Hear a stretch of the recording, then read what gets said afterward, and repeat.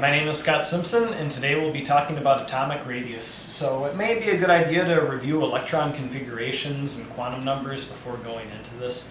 If not, good luck. Alright, so before we talk about the atomic radius itself, we have to talk a little bit about the periodic table. Using the periodic table throughout your general chemistry course will help you out quite a bit. And if you know the trends, it'll make the questions a lot easier. So what we're going to go over is one of these trends, which is called atomic radius.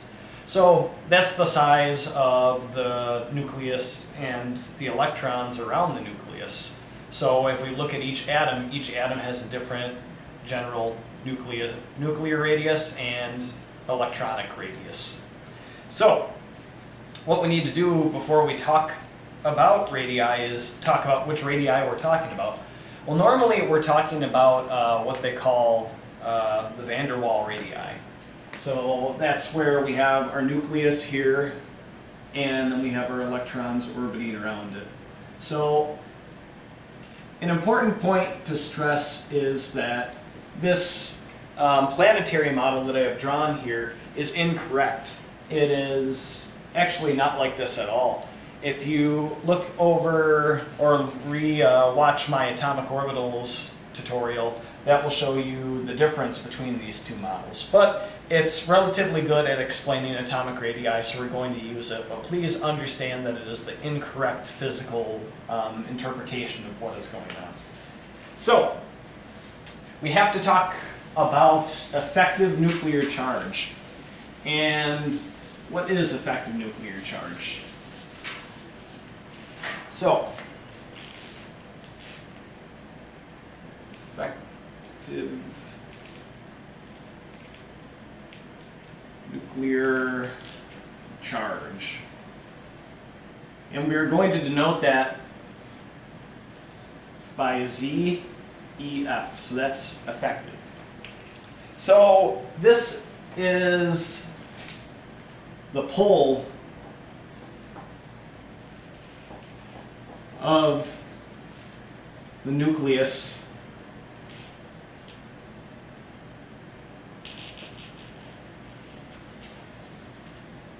on the electrons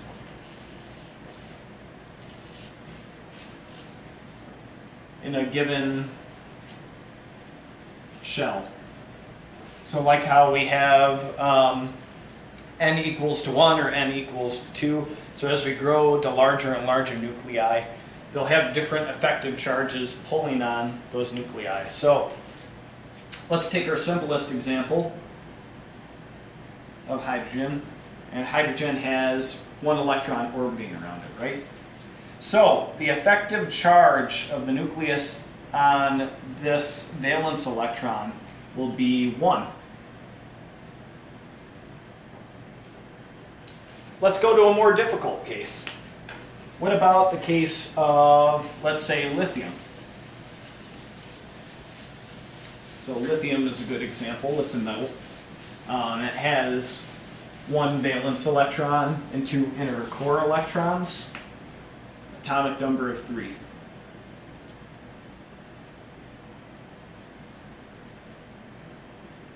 Two electrons here. 1 electron here. Now, what we have to do is determine the effective charges at each subshell. So this subshell, n is equal to 1, n is equal to 2, right? So let's look at the one for n is equal to 1. I'm going to use a blue marker. So the effective charge here will end up being 3, plus 3. As we move to the outer shell,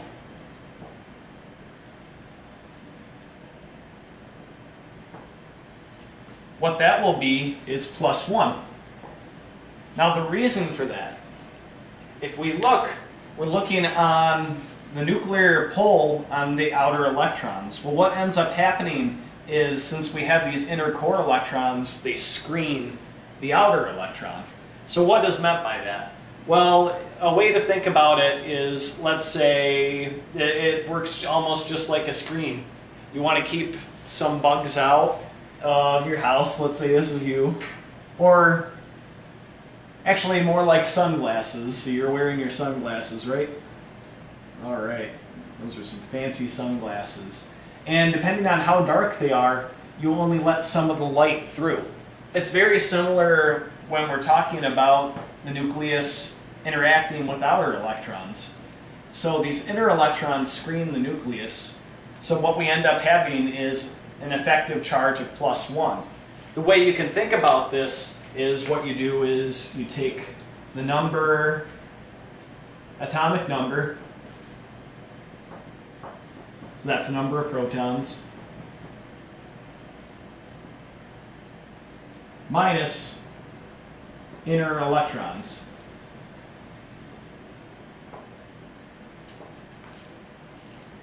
So all the electrons that are inside of the valence shell. So, what good is Z effective? Well, I said it's the pull of the electrons, or pull of the nucleus on the electrons. So the stronger the pull, the closer the electrons are going to be, so the smaller the atomic radius. So, as ZEF increases,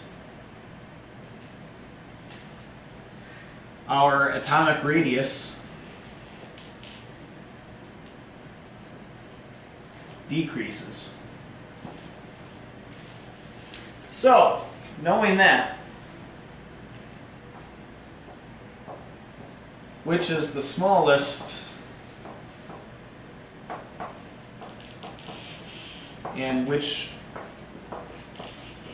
is the largest? So let's look at boron, carbon, nitrogen, oxygen, fluorine, and let's look at neon too for the sake of it, just for completeness. All right, so what we have to do is look at the effective charges and kind of keep that planetary model in your mind. So I'm going to do this quickly, but you should probably figure out the effective charges on your own. So for boron, it will be 3, carbon, it will be 4, nitrogen, it will be 5, oxygen, it will be 6, fluorine, it will be 7, neon, it will be 8. Now, if you look at the periodic table, and you look down each one of the columns that contains each one of these, assuming you have a neutral species, you will have the same effective nuclear charge. So for example, the atomic oxygen and sulfur both have an effective charge on the valence shell of +6. These are all pluses, by the way. So if you keep that in mind, it will help you understand this a little bit better if you're a more memorization type person. So, since Z effective is the smallest for boron, which means the nucleus is pulling less hard on the outer electrons, this one will be the largest. And then neon, since it has the highest effective nuclear charge, the greater pull, it'll be the smallest.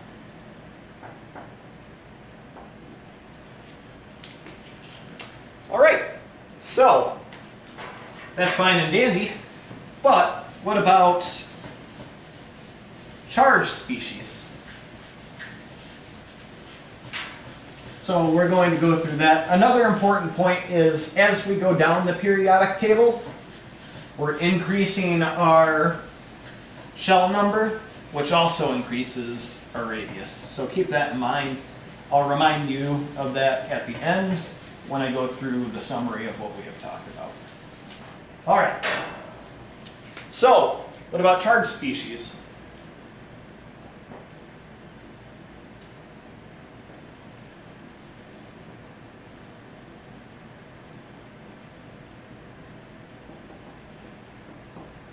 So let's look at an example of sodium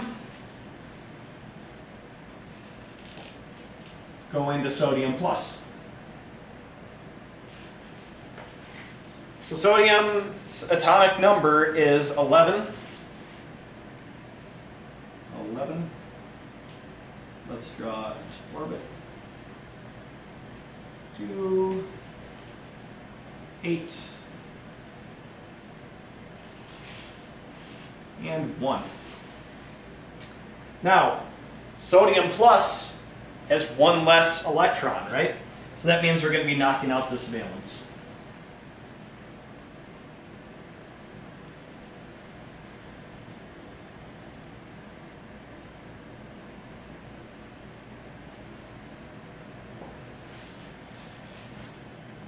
Let's look at the effective nuclear charge on our valence shell. So, Z effective for this guy is going to be 11 minus 2 plus 8, so minus 10. 11 minus 10, positive 1. So Z effective plus 1. Now for this guy, Z effective is, remember, it's the number, the atomic number, the number of protons minus the number of inner electrons. These 8 electrons are now no longer inner electrons because our valence shell is gone. So, we'll have 11 minus 2 plus 9. So our effective charge here is now plus 9, which means it's pulling very tightly on those valence shells, which shrinks the atomic radius. Therefore, sodium atomic radius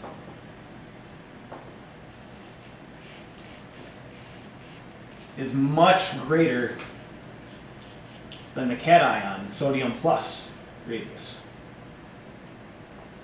So as we go to higher positive charges, we're going to be getting smaller and smaller atomic radii. What about the opposite end? What about when we start adding charge? Well, the opposite is true. We should be getting bigger and bigger. But why?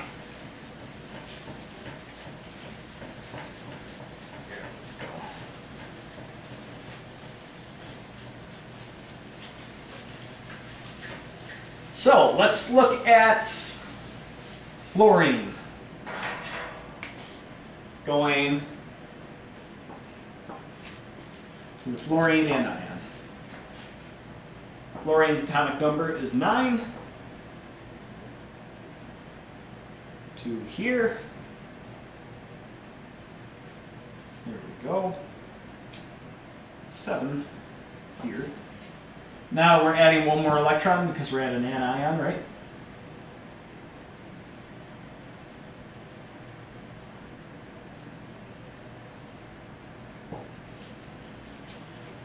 And notice I haven't drawn these to scale properly. Alright, so what we need to do is calculate the effective charge of the nucleus on these valence shells. So in this case, the effective 9 minus 2 plus 7. In this case, 9 minus 2 plus 7. So we're at the same nuclear charge, or effective nuclear charge. So shouldn't these two be equal? Well, you have to think about it in terms of the number of electrons.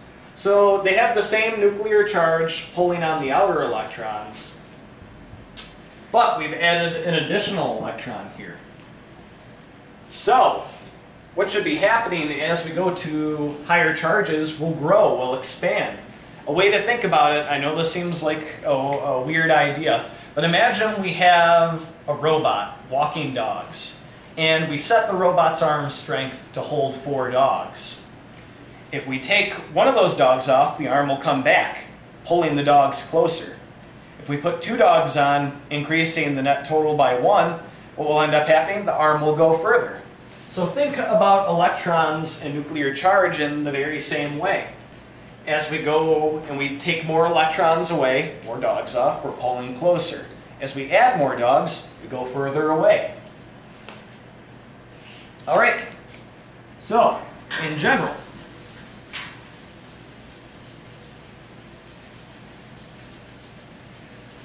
what we have is a trend which we can establish with the periodic table.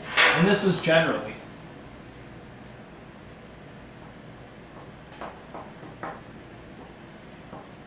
Nope, I say generally because when we go to larger radii that have f orbitals, it gets kind of crazy, and there's something called a contraction, an atomic radius contraction. But that may not be a concern to you. So, as we go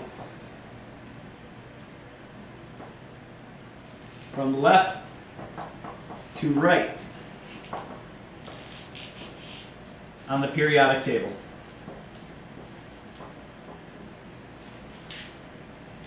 we decrease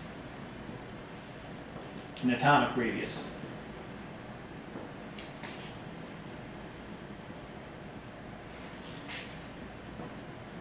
As we go down,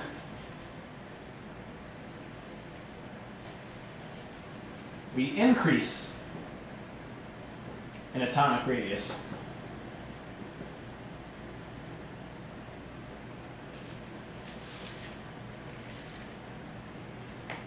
As we add charge,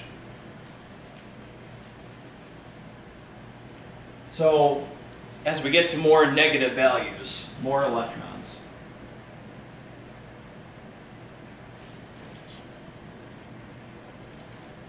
we increase in atomic radius.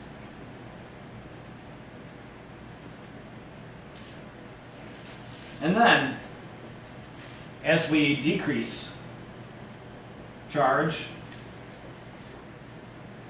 less electrons, we decrease in atomic radius. So keep this in mind when you're using the periodic table to determine the size of atomic radii. Let's go through one more example to hopefully illustrate this point. So what I'm going to do is I'm going to write a couple of atoms on the board, and we're going to determine which one has the largest atomic radius and which one has the smallest atomic radius. There we go. I'm pushing the board though. All right, we have O2 minus, F minus. We have neon, sodium plus, magnesium 2 plus. Now which one of these has the largest atomic radius and which one has the smallest? Well, we said generally that as we go from left to right, we decrease in atomic radius, but we have to worry about charge now. So if we didn't care about charges at all, neon would be the smallest out of these 5. But since we do have atomic charges, that's different. As we add electrons, we're decreasing the effective nuclear charge on each one of the nuclei, or on total on each of the electrons. So this one will be the largest. Then, as we take more electrons away, we're increasing the effective nuclear charge on the outer electrons, pulling them in closer, as opposed to this case where we're decreasing the effective nuclear charge per electron on the valence shell, which pushes them outward. In this case, we're pulling them in, so this one will be the smallest. All right, I hope this was informative and helps you out in all your chemistry endeavors. If you have any questions, comments, or concerns, please leave them below or send me an email, and thank you very much for your time.